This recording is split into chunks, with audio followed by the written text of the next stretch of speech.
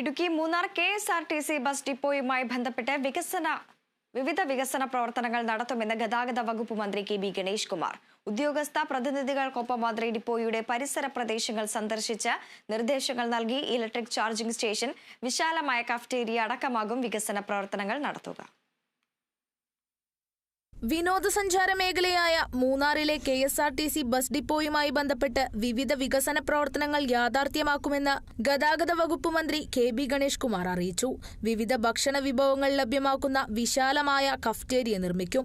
ഇതിന് സമീപമായി electric charging സ്റ്റേഷനും സ്ഥാപിക്കും.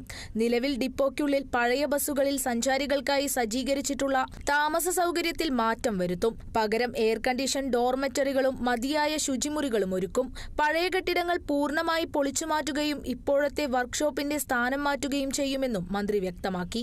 വലിയ വണ്ടികൾ, ഈ super deluxe, super fast, air condition ഇതെല്ലാം വരുന്നതിനൊപ്പം തന്നെ രണ്ട് വശത്തുനിന്നും, അതായത് KSRTCക്ക് വേണ്ടി കഴിഞ്ഞ കുറേ കാലമായിട്ട് വണ്ടി വാങ്ങുന്നില്ല. ഇപ്പോൾ KSRTCക്ക് വേണ്ടി വണ്ടി വാങ്ങുന്നു. ഇപ്പോൾ സ്വിഫ്റ്റിൻ്റെ തന്നെ വണ്ടി super fast premium air condition വണ്ടി വാങ്ങിച്ചപ്പോൾ KSRTC ജീവനക്കാരാണ് ഓടിക്കുന്നത്, കണ്ടക്ടർ ഡ്രൈവറും. സ്വിഫ്റ്റ് എന്നുള്ള ഡ്രൈവറല്ല. അപ്പോൾ KSRTCയിലെ പരിചയസമ്പന്നരായ ഡ്രൈവർമാർ KSRTC ട്രേഡ് യൂണിയനുകൾക്ക് ഒരു പരാതി ഉണ്ടായിരുന്നു, KSRTCക്ക് വേണ്ടി വണ്ടി വാങ്ങുന്നില്ല എന്ന്. ആ പരാതി പരിഹരിക്കുകയാണ്. ഇനി വരുന്ന വണ്ടികൾ, പുതുതായി വരുന്ന ഗ്രാമീണ പ്രദേശമുള്ള ചെറിയ വണ്ടികൾ, 10.5 മീറ്ററിൻ്റെ വണ്ടി, 4 സിലിണ്ടർ വണ്ടികൾ, ഇതെല്ലാം ലോക്കൽ ഓട്ടത്തിന് വേണ്ടി വരികയാണ്. അതെല്ലാം KSRTC ജീവനക്കാർ തന്നെയാണ് വാങ്ങുന്നത്, KSRTCക്ക് വേണ്ടിയാണ് വാങ്ങുന്നത്. സർക്കാർ 63 കോടി രൂപ വണ്ടി വാങ്ങാൻ അനുവദിച്ചിട്ടുണ്ട്.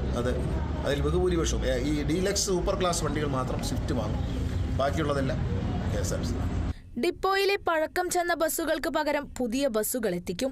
ഡിപ്പോയുടെ വികസന പ്രവർത്തനങ്ങൾക്കായി സർക്കാർ അനുവദിച്ചിട്ടുള്ള മറ്റൊരു 5 കോടി രൂപയുടെ നിർമ്മാണ പ്രവർത്തനങ്ങളും മൂന്നാറിൽ നടക്കുമെന്ന് മന്ത്രി വ്യക്തമാക്കി. വികസന പ്രവർത്തനങ്ങളുമായി ബന്ധപ്പെട്ട് ഉദ്യോഗസ്ഥ പ്രതിനിധികൾക്കൊപ്പം മന്ത്രി ഡിപ്പോയുടെ പരിസര പ്രദേശങ്ങൾ സന്ദർശിച്ച് നിർദ്ദേശങ്ങൾ നൽകി. Kerala vision news, Idukki.